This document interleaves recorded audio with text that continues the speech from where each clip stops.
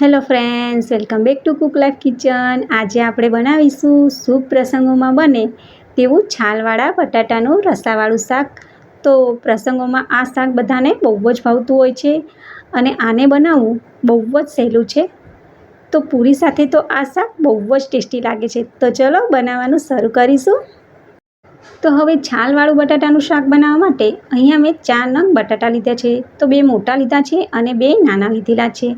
અને બટાટાને મેં સારી રીતે પાણીથી ધોઈને સાફ કરી લીધા છે. તો જ્યારે પણ આવી રીતે છાલવાળા બટાટાનું શાક બનાવવું હોય તો બટાટાને સારી રીતે ધોઈને સાફ કરી લેવાના. અને હવે હું આ બટાટાને વચ્ચેથી આવી રીતે કાપીને તેના મોટા મોટા પીસમાં કાપી લઈશું. એટલે કે આને મોટા મોટા પીસમાં સમારી લેવાના છે. જો આને નાના નાના પીસમાં આપણે સમારીશું તો જ્યારે આપણે શાક બનાવશું ત્યારે આનો છૂંદો થઈ જશે. એટલે આને મોટા મોટા પીસમાં જ આપણે સમારવાના છે. તો જ્યારે પણ પ્રસંગો હોય ત્યારે પહેલાં તો આવી રીતે બટાટાનું શાક બહુ જ બનતું હતું. પણ અત્યારે તો પ્રસંગોમાં બટાટાના શાકની જગ્યાએ પનીરના શાક બનવા લાગ્યા છે. એટલે કે બટાટાના શાકની જગ્યા પનીરના શાકે લઈ લીધી છે. તો બધા આ શાકને બહુ જ મિસ કરતા હોય છે. તો આજે હું તમને એવી રીત બતાવીશ કે તમે ઘરે જ આવું શાક બનાવી શકશો. તો આ શાક પનીરના શાકને પણ ભૂલાવી દે તેવું બનીને તૈયાર થશે. તો હવે બધા જ બટેટાને મેં સમારી લીધા છે. અને આ બટેટા કાળા ન પડી જાય એટલે એમાં હું 1 ગ્લાસ પાણી ઉમેરી દઈશ. તો આવી રીતે પાણી ઉમેરવાથી બટાટા કાળા નહીં પડે. અને હવે આપણે શાક બનાવવા માટે સૂકા વઘારની સામગ્રીને તૈયાર કરી લઈશું. તો એક બાઉલમાં 1 નંગ મેં લાલ મરચું લીધેલું છે સૂકું, અને 1 નંગ તમાલપત્ર લીધું છે, અને 1 નાનો ટુકડો મેં તજનો લીધો છે, અને 2 નંગ લવિંગ લીધા છે,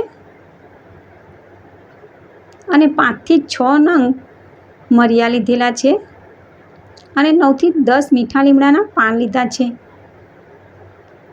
અને અડધી ચમચી જીરું ઉમેરી દઈશું. તો આ સૂકા વઘાર માટેની સામગ્રી છે. તો હવે શાક બનાવવા માટે ગેસની ફ્લેમને ચાલુ કરીને એક પ્રેશર કુકરને ગેસ પર ગરમ કરવા મૂકીશું. અને તેમાં 4 મોટી ચમચી ભરીને તેલ ઉમેરી દઈશું. તેલ ગરમ થઈ ગયું છે તો અડધી ચમચી રાઈ ઉમેરી દઈશું. અને હવે તેમાં અડધી ચમચી મેથી દાણા ઉમેરી દઈશું. તો મેથી દાણા અને હિંગ ઉમેરવાથી આ શાક વાયડું નહીં પડે.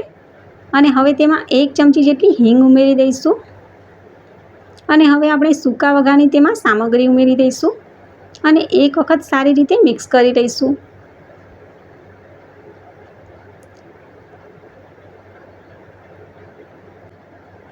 અને હવે તેમાં 1 નંગ ઝીણું સમારેલું લીલું મરચું ઉમેરી દઈશું. અને 1 નંગ મીડિયમ સાઇઝનું ટામેટું જેને મેં મોટા મોટા ટુકડામાં કાપી લીધેલું તે ઉમેરી દઈશું. તો ટામેટાને હંમેશા મોટા મોટા ટુકડામાં જ આવી રીતે કાપવાનું જ્યારે પણ શાક બનાવો ત્યારે. અને હવે તેમાં હું 1 ચમચી જેટલું મીઠું ઉમેરી દઈશ. તો મીઠું તમે સ્વાદ પ્રમાણે ઉમેરી શકો છો. અને 1 ચમચું લાલ મરચું પાવડર ઉમેરી દઈશું. અડધી ચમચી હળદર પાવડર ઉમેરી દઈશું. અને હવે 1.5 ચમચી જેટલો ધાણા જીરું પાવડર ઉમેરી દઈશું. તો ધાણા જીરું પાવડર થોડો આગળ પડતો ઉમેરવાનો હોય છે આ શાકમાં. અને 1 ચમચી જેટલું કાશ્મીરી મરચું ઉમેરી દઈશું. તો કાશ્મીરી મરચું ઉમેરવાથી રંગ અને સ્વાદ બહુ જ સરસ આવે છે. અને અડધી ચમચી જેટલું વરિયાળી ઉમેરી દઈશું. તો વરિયાળીનો ટેસ્ટ પણ આ શાકમાં બહુ સરસ આવતો હોય છે. એક વખત મસાલાને સારી રીતે મિક્સ કરીને મસાલા બળી ન જાય એટલે તેમાં આપણે થોડું પાણી ઉમેરી દઈશું.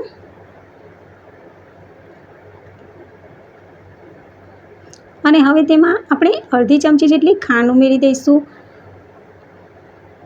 અને અડધી ચમચીથી પણ થોડો ઓછો આમચૂર પાવડર ઉમેરી દઈશું. તો આવી રીતે કરવાથી ગળપણ અને ખટાશ બંને સારી રીતે જળવાઈ રહેશે. અને 1 ચમચી જેટલો સિંગદાણાનો ભૂકો ઉમેરી દઈશું. તો સિંગદાણાનો ભૂકો ઉમેરવાથી આનો રસો જે છે એ એકદમ ઘાટો બને છે, એટલે કે જાડો બને છે. એકદમ પાણી જેવો પતલો નથી બનતો. અને હવે તેમાં આપણે સમારીને રાખેલા બટાટાને ઉમેરી દઈશું. તો પાણીને કાઢીને પછી મેં બટાટાને ઉમેર્યા છે.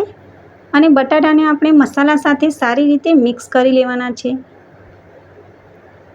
તો આવી રીતે બટાટાને સારી રીતે મસાલા સાથે મિક્સ કર્યા પછી 2 થી 3 મિનિટ આપણે તેને આવી જ રીતે ચડવા દેવાના છે.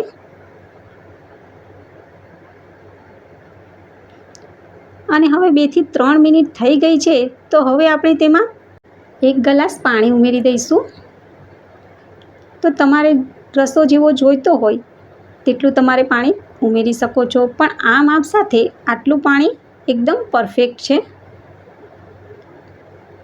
અને હવે આપણે કૂકરનું ઢાંકણ બંધ કરીને મીડિયમ ગેસ પર 4 વિસલ કરી લઈશું.